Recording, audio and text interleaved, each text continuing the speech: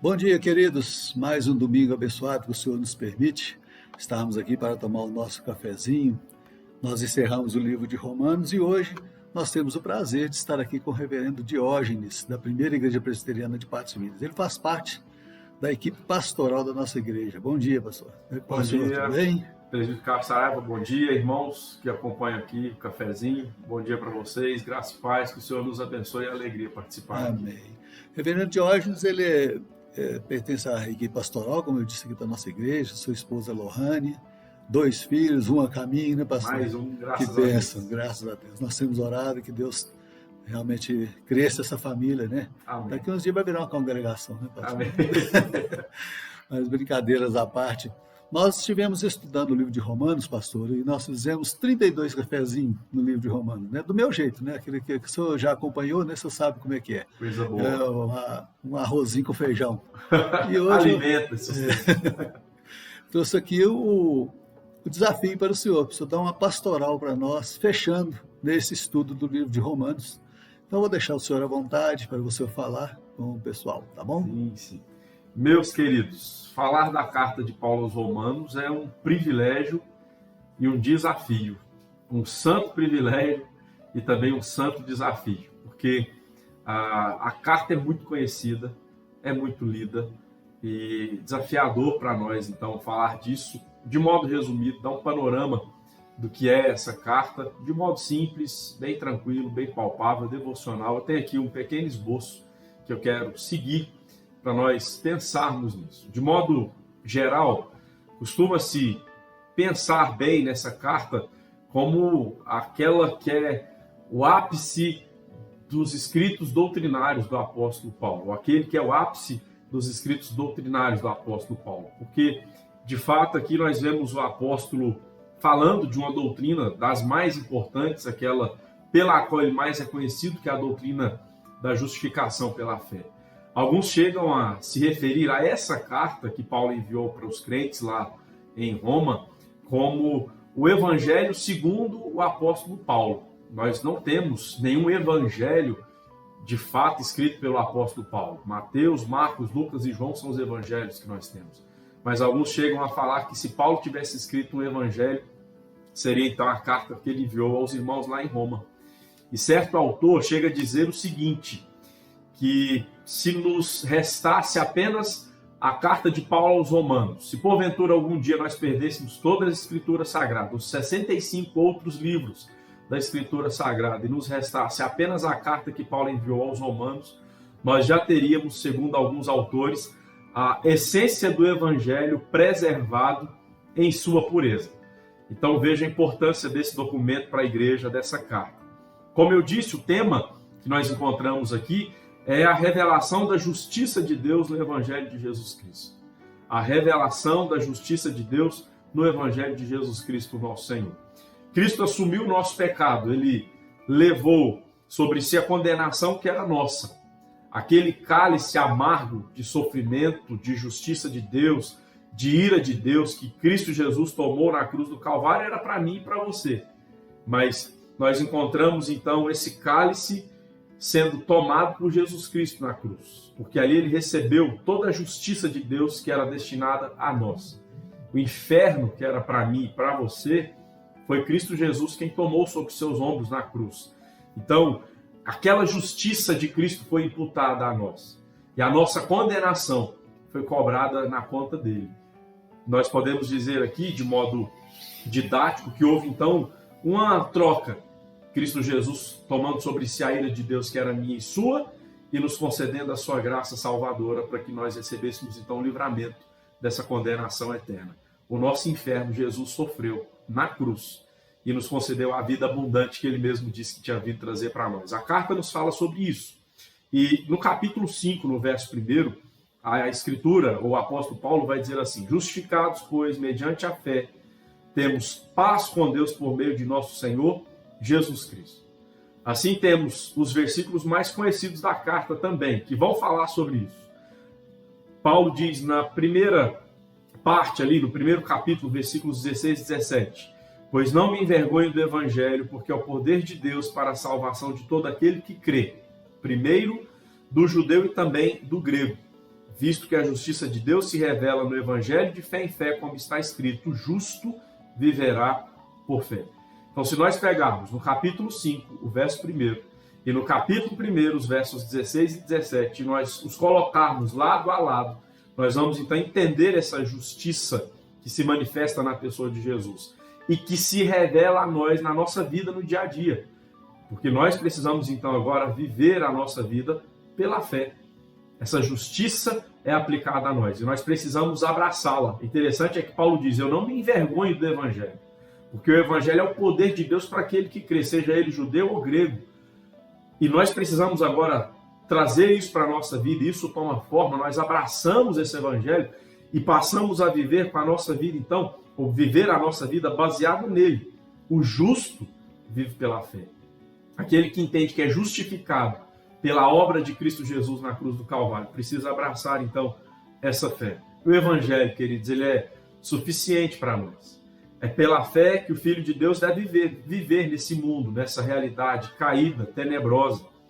Nós estamos vivendo semanas difíceis agora, em que creches, escolas estão sendo atacadas, em que uma guerra tem acontecido, talvez geograficamente longe de nós, lá no leste europeu, mas que pode avançar para um conflito global. É claro que nenhum de nós quer que isso aconteça, mas se isso acontecer, talvez nós tenhamos soldados nossos aqui, talvez nossos filhos lutando num conflito como esse. Então veja, creches e escolas sendo atacadas aqui, próximas a nós, e um conflito acontecendo do outro lado do mundo. Mas o que isso tem a ver com a nossa vida? Tudo isso nos atinge, direto ou indiretamente. Como é que nós devemos viver nessa realidade caída que jaz no maligno? Pela fé. Então veja, um documento escrito pelo apóstolo Paulo, uma carta enviada a uma igreja que estava em Roma 2000 anos atrás, fala diretamente ao nosso coração hoje. Porque da mesma maneira que Paulo insistiu com que aqueles irmãos, para que eles vivessem naquele tempo, pela fé, na pessoa e na obra de Cristo, também fala ao nosso coração hoje. Caminhando para a nossa conclusão aqui, e aí eu quero ser breve também, de modo geral, nós costumamos dividir essa carta em duas partes principais. A primeira delas sendo mais teológica, do capítulo 1 ao capítulo 11. E a segunda parte, uma parte mais prática, onde Paulo vai aplicar essa doutrina, essa teologia que ele falou nos 11 primeiros capítulos. Então essa segunda parte vai do capítulo 12 ao capítulo de número 16. Didaticamente é assim que nós dividimos a carta, para ficar simples o entendimento. Capítulo 1 ao capítulo 11, Paulo sistematiza a doutrina ali da justificação pela fé e outras doutrinas mais que estão também sendo tratadas pelo apóstolo. No capítulo 12 até o capítulo 16, como é que isso se aplica à nossa vida? Como é que eu preciso praticar? E entre essas duas partes, Paulo nos fala de algo maravilhoso. Quando Paulo está encerrando a primeira parte, doutrinária e teológica, e passando para a segunda parte, prática, aplicável à nossa vida, Paulo coloca as seguintes palavras que eu passo a ler. Capítulo 11, versos 33 a 36. Ó profundidade da riqueza, tanto da sabedoria como do conhecimento de Deus. Quão insondáveis são os seus juízos e quão inescrutáveis os seus caminhos. Quem, pois, conheceu a mente do Senhor, ou quem foi o seu conselheiro? Ou quem primeiro deu a ele para que ele venha a ser restituído? E Paulo encerra o capítulo 11 dizendo assim: porque dele, e por meio dele, e para ele, são todas as coisas. A ele, pois, a glória eternamente. Amém. Paulo falou de algo maravilhoso, de uma doutrina incrível, extraordinária, que enche o nosso coração. E ele está encerrando essa parte doutrinária, partindo para a aplicação. Mas entre essas duas partes, Paulo fala desse mistério aqui. Porque dele, por meio dele, para ele, são todas as coisas. Ninguém conhece a mente de Deus. Ninguém consegue perscrutar ou sondar a mente, o coração do próprio Deus. Mas isso agora está sendo revelado a nós na beleza dessa doutrina que levou Cristo Jesus para a cruz do Calvário, que fala ao nosso coração hoje que nós devemos olhar para a cruz vazia, para o túmulo vazio do Cristo ressurreto que venceu a morte e que aplica essa salvação à nossa vida, e nós devemos então abraçá-la, como eu disse, e trazê-la para a nossa realidade hoje, aplicando essa carta aqui, que vocês estudaram cafezinho pós cafezinho e aprenderam com o nosso irmão presbítero Carlos Saraiva as doutrinas da graça reveladas aqui nessa carta extraordinária. Como os nossos irmãos pentecostais costumam dizer, e nós precisamos trazer para a nossa vida também, tomemos posse disso. Essa carta fala ao nosso coração e você teve o privilégio de estudá-la café pós café aqui. Então aproprie-se disso, dessa doutrina que fala ao nosso coração. Que Deus te abençoe em nome de Jesus. Que você volte a esses vídeos que você pôde ver aqui mais vezes, para tomar um cafezinho santo diante de Deus, numa devocional aprazível, num momento de graça diante de Deus, refletindo na Escritura Sagrada, nesse texto, escrito pelo apóstolo, inspirado pelo Espírito Santo, que 2000 anos depois continua edificando a nossa alma, nos falando desse mistério poderoso revelado na pessoa de Jesus. Que Deus te abençoe. Presbítero Carlos Saraiva, obrigado pelo privilégio de participar aqui. Eu espero que isso possa abençoar ricamente a nossa vida e aqueles que vão assistir aqui. Certamente, pastor. E às vezes a gente vê as pessoas comentando, né, pastor, como a Bíblia está tão antiga, né? Mas a gente vê, quando a gente estuda a palavra de Deus, a gente vê que ela é tão real na nossa vida hoje. E nós temos que aproveitar esses momentos. Não é mesmo? O livro continua falando conosco hoje. Sim.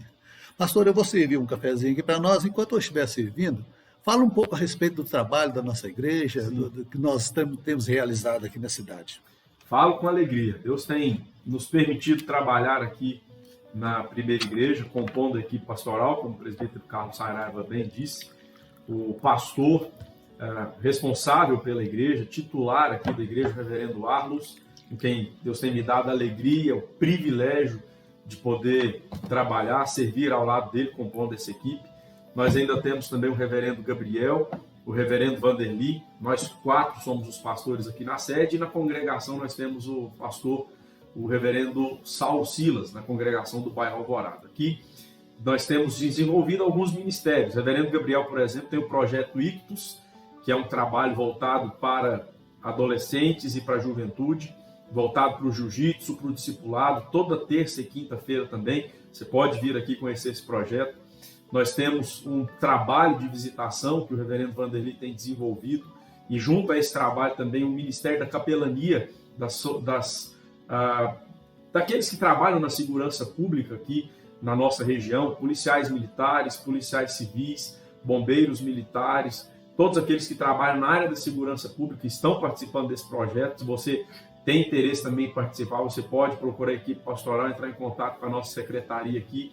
Será um privilégio poder ter você conosco aqui. Reverendo Arlos também sempre tem trabalhado, entre tantas outras coisas, na igreja, mais voltado também para a questão do programa Hora Celeste, que tem na NTV. Você pode acompanhar pela internet ou pelo próprio canal a transmissão dos cultos que acontece aos domingos às 18 horas pela NTV e às 19h30 também pelo Facebook e pelo YouTube. Então há várias áreas da igreja funcionando, departamento infantil com a nossa irmã evangelista Jaqueline. Se você tem crianças na sua casa, seja filho, seja neto, sobrinho, um vizinho que é criança e você tem proximidade com essa família, a igreja também está aberta para receber crianças. Então tem várias áreas em que a igreja está trabalhando, as sociedades internas, ministério voltado para mulheres, um ministério voltado para os homens, como eu disse, para crianças, para a juventude da igreja. Tantas coisas a igreja tem feito na área hospitalar também, na capelania. Enfim, pela graça de Deus, se nós pudéssemos falar de tudo, nós ficaríamos aqui o cafezinho e estender até o café da tarde. Mas são muitas coisas acontecendo aqui. A igreja tem um informativo, você pode passar aqui na secretaria, pegar um informativo para ter mais informações sobre a igreja, entrar em contato conosco, como eu disse, pela secretaria. Nós, pastores, estamos aqui abertos ao discipulado, ao aconselhamento bíblico, à visita. Você pode entrar em contato e marcar, vai ser um prazer poder te servir, para que a igreja também esteja presente na sua casa e, quem sabe, você presente aqui conosco, servindo ao Senhor nessa caminhada. Então, a igreja está aberta a receber, a primeira igreja está de braços abertos aqui para receber quem quiser. Deus te abençoe. Que prazer, né, poder tomar esse cafezinho com o senhor aqui. Sim, sim. E te convido a poder estar voltando aí, estudando como o pastor disse, os livros, que você possa se abençoar. E que Deus nos abençoe na próxima tarefa, né, pastor? Sim. Deus que coloca na nossa mão, nós já estamos aí pensando em alguma coisa. E em breve, talvez domingo que vem a gente já inicia uma nova etapa. Bom, Vamos lá tomar o esse nosso trabalho. cafezinho? Com prazer, pastor. Deus abençoe. Amém. Obrigado pela oportunidade aqui.